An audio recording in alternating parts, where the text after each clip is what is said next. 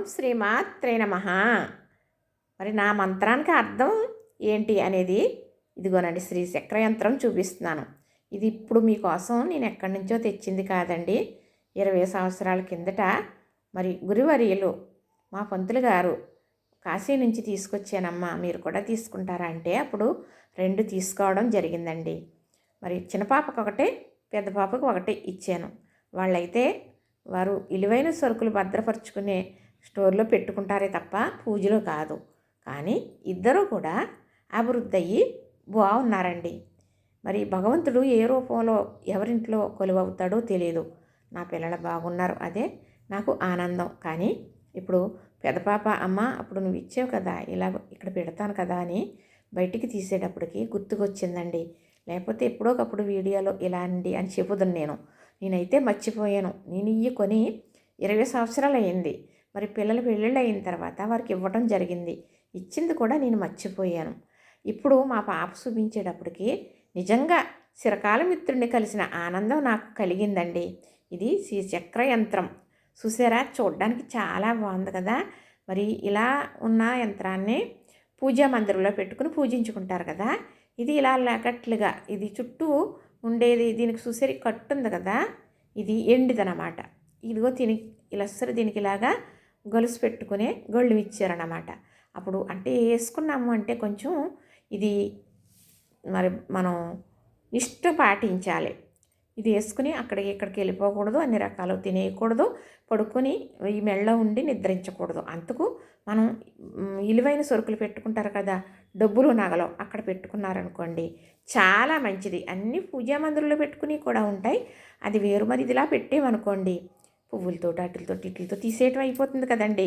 అందుకు ఇలా పెట్టుకుని ఉంచుకుంటే చాలా మంచిదని నేను అనుకుంటున్నానండి. చూసారా, చూడటానికి ఇది ఇప్పుడు ఇదిలా చూస్తే అండి నిజంగా నాకు ఎంత ఆనందంగా ఉంది అంటే నేను కొండెక్కి పిండి కొట్టిన ఆనందం కలుగుతుందండి.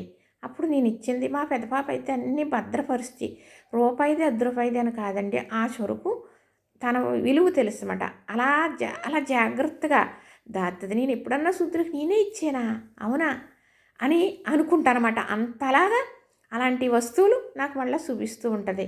అందుకే గమ్ముని ఏదన్నా ఉంటే ఈ అమ్మాయికి ఇవ్వాలనిపిస్తుంది. ఎందుకంటే తిను భద్రపరుస్తుంది అనమాట. ఎప్పుడొకప్పుడు నేను చూడటానికి వీలవుతుందని.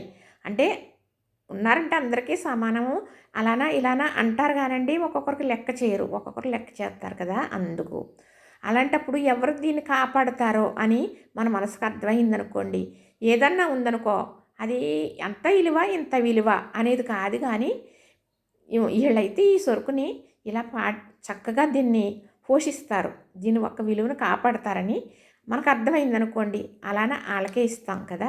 నాకెవరన్నా ఇచ్చినా నేను ఏదన్నా చేసుకున్నా నేను అందరికీ ఇచ్చేస్తానండి. మా పెద్ద పాప అయితే ఇలా భద్రపరుస్తుందండి. ఇది చూస్తుంటే ఎవరికన్నా మాకు ఉన్నదండి, నిజమే మేము కూడా ఇలా చేయించుకున్నామండి అని ఎవరన్నా చెబుతారా? ఉన్నది అంటే మెళ్ళో అస్తమానం ధరించకూడదు సుమా. ఇలాంటివి వేసుకున్నప్పుడు చాలా నియమనిష్టలు పాటిస్తే మనకే మంచిది. చూసారు కదా, ఇది చాలా బాగుంది కదా.